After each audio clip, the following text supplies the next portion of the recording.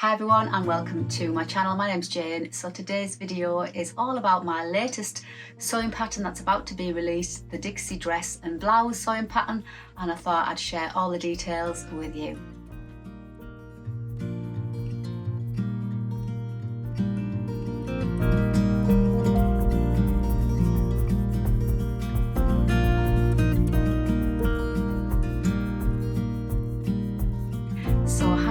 So today's video is all about, as I said in the intro, my latest sewing pattern, the Dixie dress and blouse. Now it is with the pattern testers, which ends this Friday, the pattern test, and hopefully, fingers crossed, nothing terrible has come out of the test. A few niggles, the usual, but that's the whole purpose of the pattern test. A few notches missing and things like that.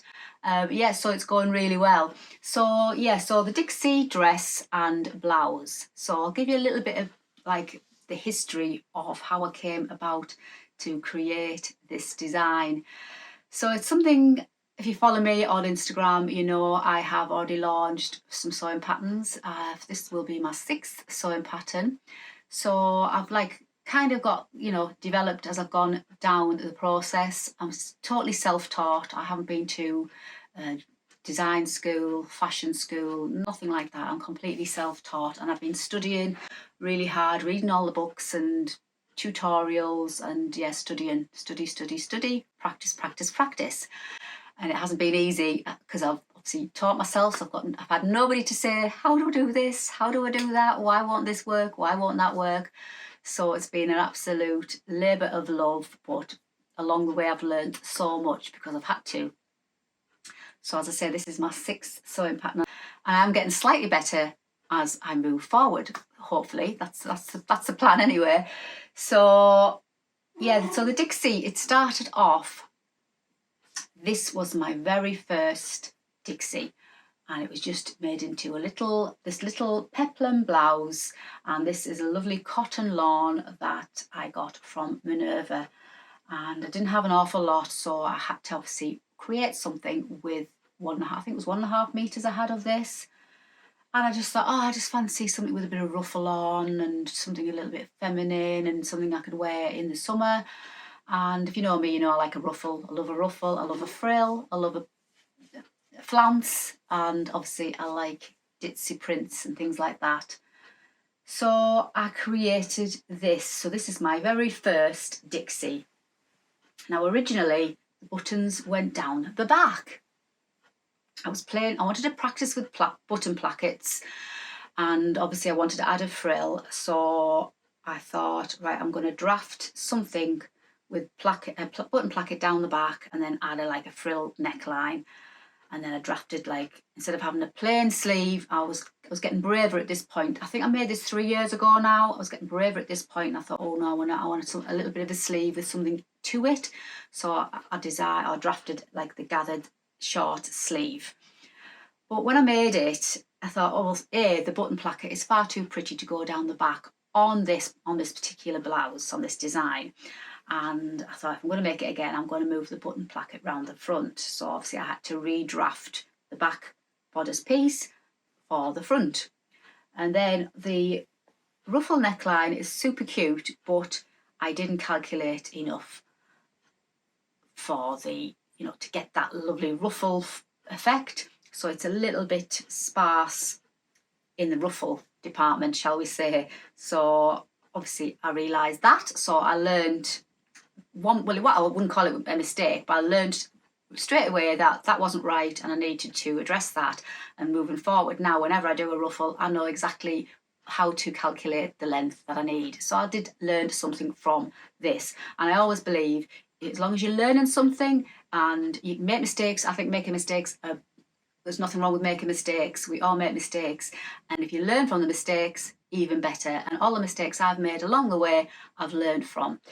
Some things I have to write down because I sometimes don't remember, so I write things down so I don't obviously make that mistake again, just to remind me. But so a good happy mistake, because then I realised obviously there wasn't enough gather for it to give that effect. But it's such a pretty blouse, and I added the peplum hem and the gathered sleeves, and it's just got the it's just elastic inside and stitched on with zigzag, which was absolutely fine.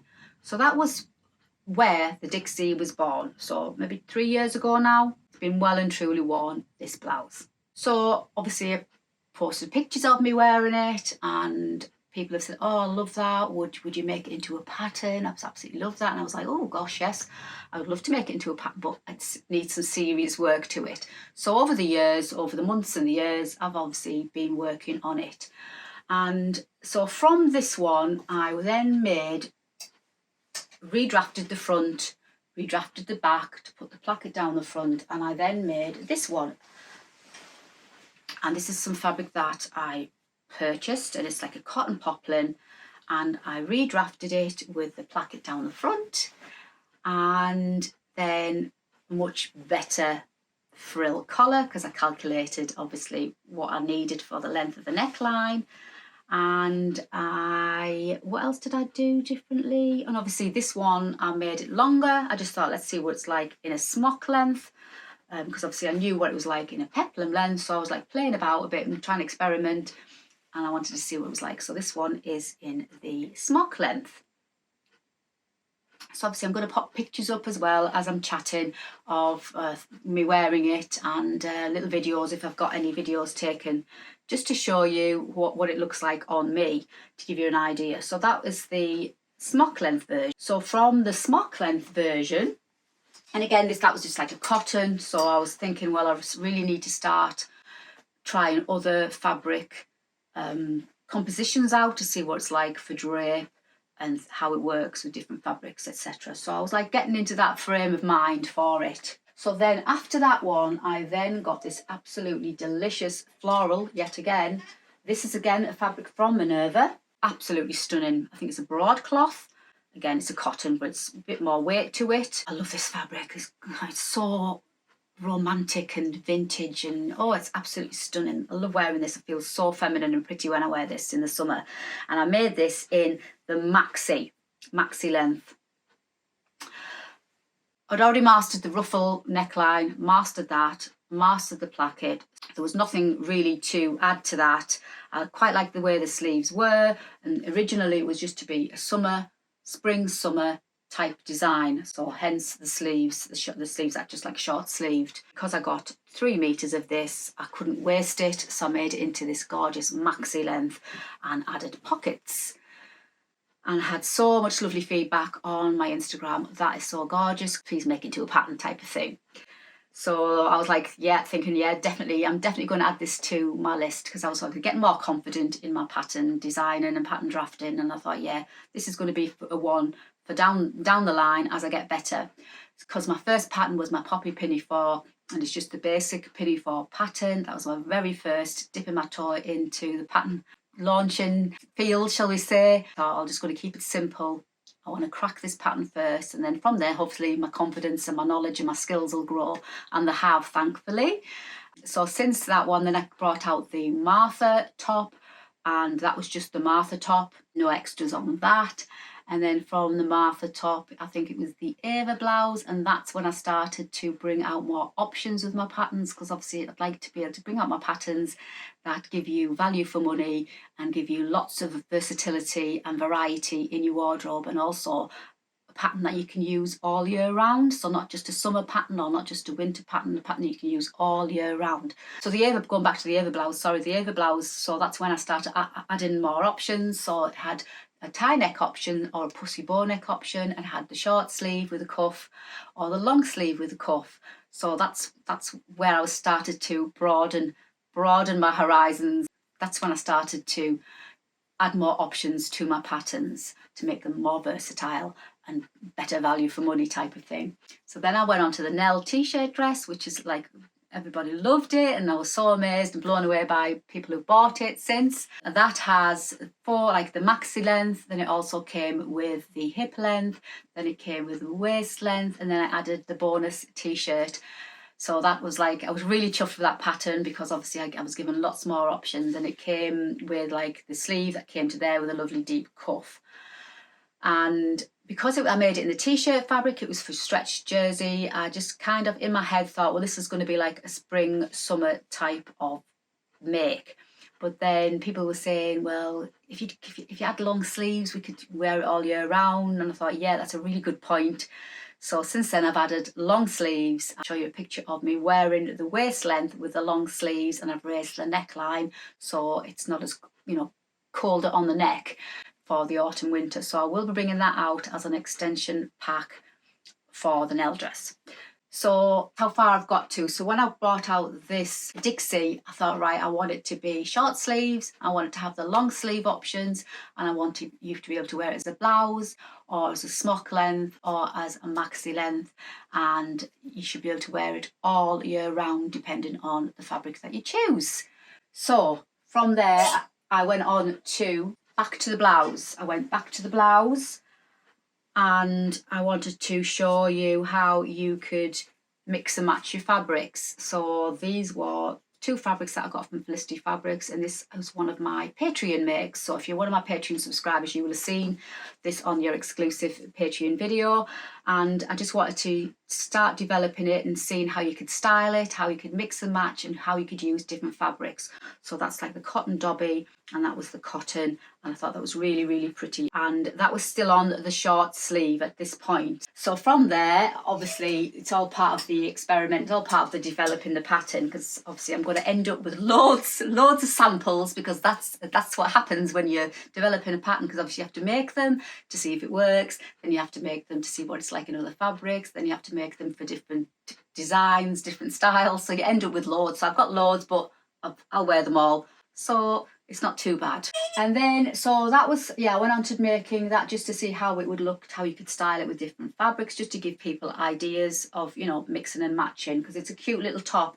And because you've got the different elements, I chopped the cuff just to show that you could add the cuff as a different colour scheme like this. And then also I made it in the gingham. Again, still with the short, keeping with the short sleeves. I made it in the gingham just to see what it would be like in a bolder type of print. So I've mastered the neckline, mastered the placket, mastered the pattern by this point, but I wanted to try out the longer sleeve. So I've been working on the longer sleeve, and I'm wearing the long sleeve version. So the longer sleeve. So then I made it in this gorgeous caramel vintage style linen. Vintage style cotton, I think it is. I don't think it is linen. It looks like linen.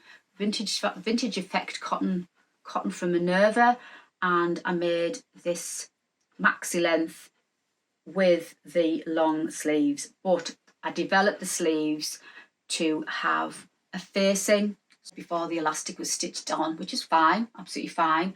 Like a zigzag stitched on, but I wanted to perfect that. I wanted to make it a little bit better, so I came up with the facing. So now as you're wearing it, especially with a long sleeve, you don't have any exposed elastic. It's all encased in the facing in a nice little neat channel for the elastic to go through. So I was really pleased with how that worked out, and that's exactly the same for the short sleeve version, which I haven't made the short sleeve version because obviously we're in autumn winter. I've been just working on the long sleeve version, but it's exactly the same. Now some of my testers are doing the short sleeve version, and obviously I'll share all those pictures when they finish the test as well, so you'll be able to see. And I've got some lovely pink fabric I shall show you. It's the same fabric as this, again in this gorgeous pink, and I'm going to be making possibly a short sleeve version in that. But yeah, so that's how the sleeve develops. So I think it's much better way of putting the elastic in, and I think it's worked out really well, and I love how it's turned out. So from there I then went on to make another one, because this is what I have to do. Obviously I have to make them also for my instructions, so I have to take photographs at every stage when I'm doing the pattern instructions, the pictures. And then obviously I have to make one for the YouTube tutorial. So it's like, yeah, got to make plenty. So then I made this gorgeous green, and now this is just the exact same fabric from Minerva as this one, in this gorgeous army green. And this is a smock length, and I've added the pockets to the smock length I didn't think I'd be able to get the pockets in because of the length, and you don't want like the pocket bags to hang below, but I raised the notch for them and it just fits nicely. As long as you don't stuff your pockets full of rubbish, then they won't hang below, so that's worked out quite well. So it's nice to have the option, then you can put pockets in, or you don't have to put pockets in on this length. So yeah, so that's the one in the green in the smock length. So that was all them, and then I'm wearing this delicious pink one in this crepe chiffon, again from Minerva, and I just absolutely love it in the chiffon. It's just got this beautiful drape, and I'll show you me wearing it as well, but I'll just stand up. It's just got this absolutely gorgeous drape. The sleeves are perfect for this type of fabric because they're just so floaty and drapey. And yeah, so that is the blouse version. So I'm really pleased how they've all turned out. So we've got the blouse version, we've got the smock length version with or without pockets, and then obviously we've got the maxi length version with or without pockets. It's your choice, your call. You've got the long sleeves, the short sleeves, and I've made it in obviously the crepe chiffon, I've made it in the like linen effect cotton, I've made it in the gingham, I've made it in the cotton lawn, and then I've also made it in corduroy. So I think it's a perfect pattern to use quite a lot of your fabrics. I think it'd look gorgeous in a chambray or a lightweight denim, and also I think it would look absolutely gorgeous in a brushed cotton. Perfect in the winter with your tights and your boots. Love it. So I'm just really pleased with how this pattern has turned out. So I'll show you some footage of me in the garden styling, how I would style, or possible options of how you could style the blouse and the smock length. So for the chiffon one, it's absolutely stunning. I mean, look at it blowing in the wind. It's just so gorgeous.